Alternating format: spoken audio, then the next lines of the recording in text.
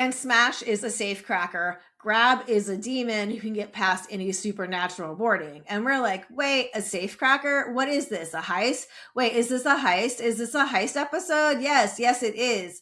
And does that mean there's heist lore? Yes, it does.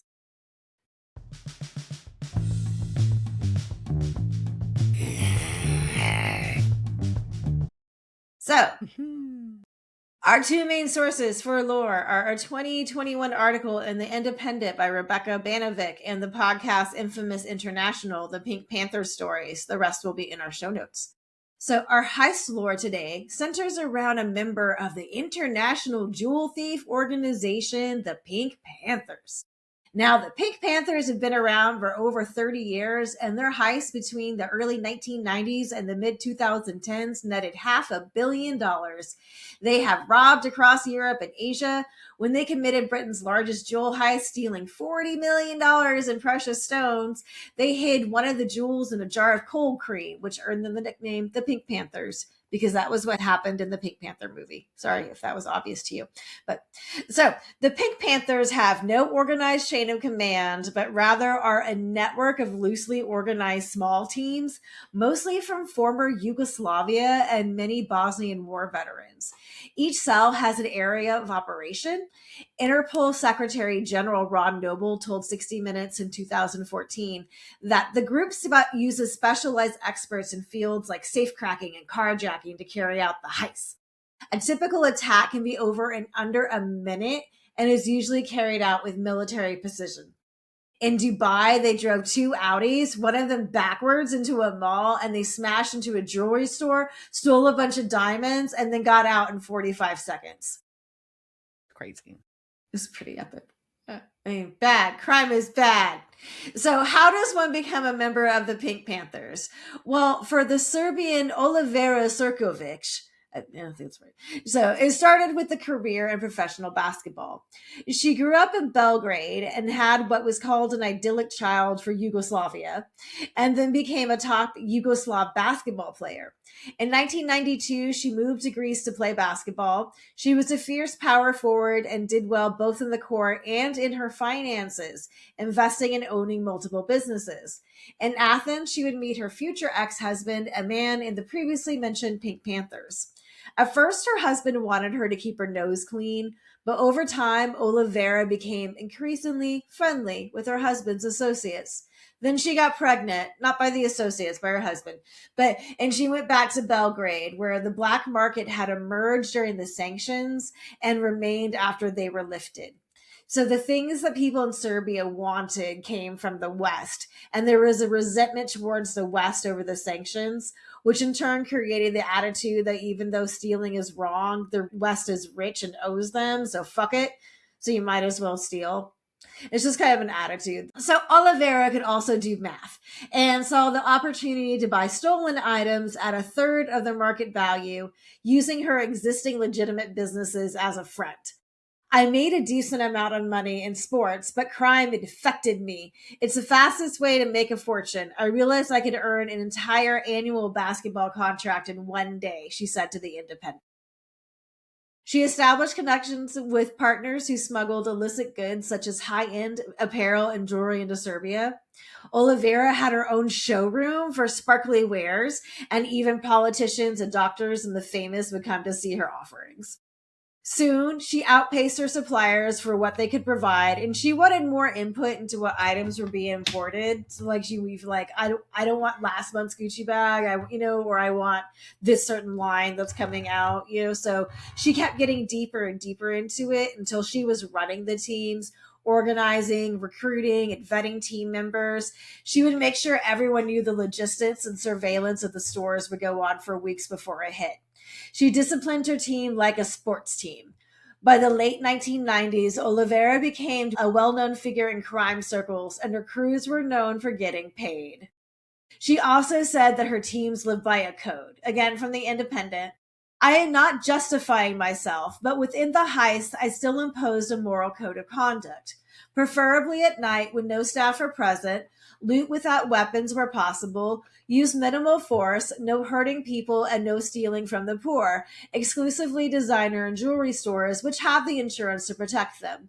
There was no violence in the actions I planned. If there was, it was very little. If we did use weapons, they were fake. We always anticipated arrest, and we knew a fake weapon would reduce our sentences.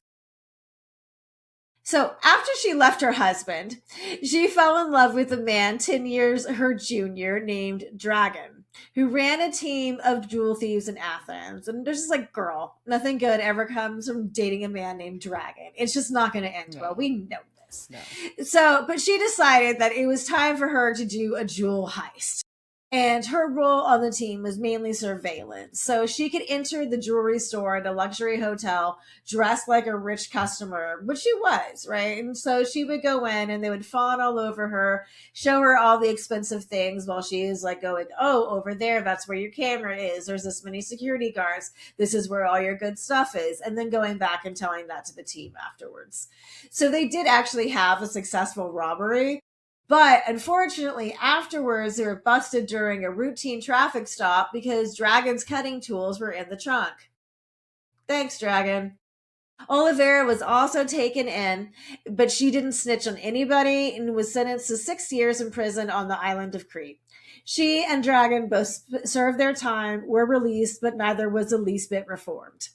In March of 2012, they met up again in Athens for another jewelry heist. Unfortunately for them, at the same time that they were robbing one store, somebody decided to rob the store next door, and the cops showed up for those other people. So then things just went haywire, and then there was shooting and there were guns, and Dragon was shot 3 times.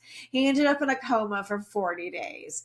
Now, Olivera escaped, but in her sadness over her lost honey bunny, she holed up in their safe house, where she was caught along with a bunch of masks, wigs, fake identifications, and other evidence of their crime. And she was sent back to prison. While incarcerated this time, she started painting, and she was quite good at it, and was soon decorating the gloomy prison walls. I liked being busy. Drawing and painting allowed me to unleash the sorrows of everyday prison life. It was the only thing that could save and help me. She started getting special privileges and talked her way into painting the governor's office and having a friend deliver art supplies. Olivera told The Independent, "The prison staff got used to me walking around quite freely. I was painting the halls near the main doors, freedom on the other side. The wardens began losing the sense that I was a prisoner. Using the prison phone, I called my friend, a fellow Panther, to pretend to deliver oil paints. I explained the situation, layout, and how a guard would accompany me to the main doors to pick up the art supplies.